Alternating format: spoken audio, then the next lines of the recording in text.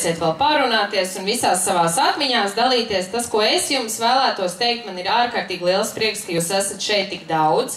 Es domāju, ka šī būs kā vēsturiska diena, kad mēs esam aizsākuši jaunu tradīciju. Nākamgad mēs varēsim iet ciemos pie citiem kalniem.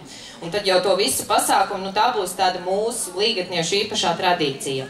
Bet, lai šodien noskaidrotu to īpašo, izturīgāko, veiklāko, gudrāko, izveicīgāko līgatnieti, gan bērnu, gan nedaudz lielāka izmēra, es jūs aicināšu doties lejā man līdz ārkai, un tad, pārbaudīsim savu kāju veiklumu, skriesim augšā. Tas, kurš būs pirmais un apķers ozolu, tas būs izveicīgākais līgatnietis. Tas būs tas stiprākais, kurš iegūs balvu, kas noteikti noderēs šī vakara balvas turpinājumam, gan kā pieaugušam, tā bērnam. Pirmie startēs bērni, tā kā visi bērni, kuri grib iegūt savā īpašumā balvu, balva ir viena, tāpēc tam izveicīgākajam ir jābūt tikai vienam.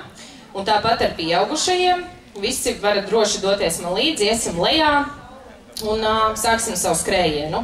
Un pēc tam nekur neviens neizklīst, tāpēc, ka mums būs grupa, un mēs turpināsim.